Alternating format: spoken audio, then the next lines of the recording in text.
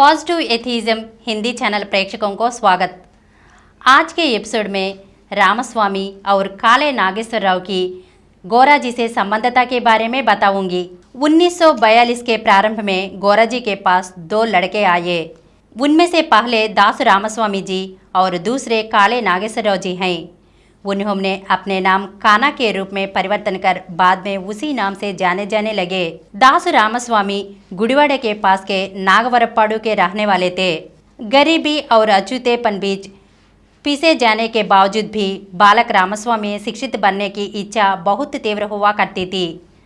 महात्मा गांधी के दक्षिण अफ्रीका से भारत आने से पहले से ही गुड़िवाड़े में श्री गूडूर रामचंद्र राव जी हरिजन एवं पिछड़ी जाति के गरीब छात्रों को शिक्षित करने के लिए सेवाश्रम नाम से मुफ्त छात्रावास चलाया करते थे। रामस्वामी ने उस छात्रावास में प्रवेश कर अपनी हाई स्कूल की पढ़ाई पूरी की। बाद में मद्रास जाकर इंटरमीडिएट बीएससी की पढ़ाई की। बीएससी में उन्होंने मद्रास विश्वविद्यालय के यूनिवर्सिटी में हम स्थान पाकर स्वर्ण पदक प्राप्त किया।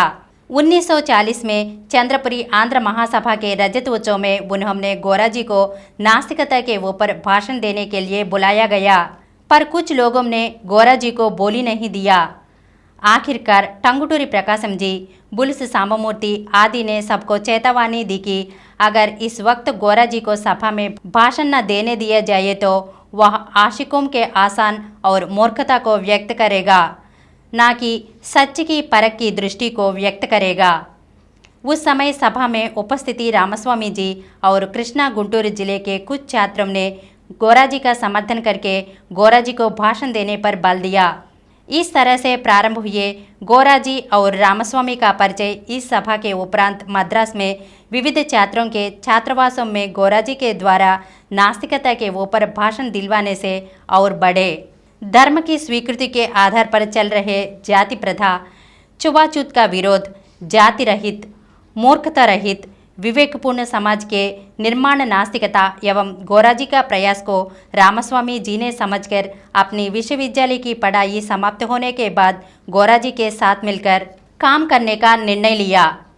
इसी दौरान जब भी वे नागवरपाड़ू आते, मुदनूरू अवश्य आते थे। उनका रुझान ज़्यादातर महात्मा गांधी की ओर, देश की आज़ादी की ओर होने के बावजूद आंध्र प्रांत के अंबेडकर के अनुयायी उनको अंबेडकर के रास्ते पर चलाने का बहुत प्रयास किया। उनके ऊपर दबाव डाला गया कि उन्हें इंग्लैंड भेजकर आईसीएस करवाएंगे, पर वे बीएससी होने के बाद लखनऊ विश्वविद्यालय जाकर केमिस्ट्री में एमएससी करना चाहा। लखनऊ जाते वक्त रास्ते में बरका में उतरकर सेवाग्राम जाकर गांधी जी से मिले। लगभग 1942 अप्रैल में गांधी जी ने रामस्वामी से कहा कि पढ़ाई कभी भी की जा सकती है, पहले देश के लिए काम करो। गांधी जी की सलाह एवं प्रभाव से रामस्वामी ने लखनऊ जाना छोड़ दिया। गांधी जी ने उन्हें सेवाग्राम आश्रम में रहने को कहा, पर उन्होंने इनकार करते हुए गांधी जी से कहा कि वे गोराजी के साथ मुदनूरू जाकर वहां काम करेंगे। गांधी जी को बहुत आश्चर्य हुआ। रामस्वामी ने गांधी जी को नास्तिकता के प्रति उनका आकर्षण, जाति रहित समाज, छुआछूत का निर्मूलन और इनके लिए गोराजी के द्वारा किए जाने वाले प्रयासों के बारे में विवरण दिया। गांधी जी ने रामस्वामी को मुदनूरू जाने को प्रोत्साहित किया और वहां के कार्यक्रमों का विवरण पत्र के द्वारा सूचित करते रहने के लिए कहा। इस तरह रामस्वामी मुदनूरू आकर नास्तिक केंद्र के सदस्य बने। दूसरे व्यक्ति काले नागेश्वरराव जी पूर्व गोदावरी जिले के थे। उनका परिवार काकीनाडा में बस गए। वे हमारे देवर के सहपाठी थे, इसलिए वे हमेशा हमारे देवर के घर आया करते थे। हाई स्कूल के छात्र के समय वे गोराजी से बहुत प्रभावित थे। नास्तिकता पर गोराजी का व्याख्यान का काकीनाडा के ईश्वर पुस्तक भांडागार में करवाने वालों में से वे भी एक थे। छात्रावस्था में वे काकीनाडा में कम्युनिस्ट आंदोलन की ओर बहुत ज्यादा आकर्षित हुए, परंतु जाति रहित समाज के मामले में समझौता न करने वाले के रूप में वे बनने के कारण मुदनूरू आकर नास्तिकता केंद्र में काम करने का निर्णय लिया। मुदनूरू आने के बाद उन्होंने अपना नाम काना के रूप में बदला लिया। अगले एपिसोड में फिर मिलेंगे। धन्यवाद।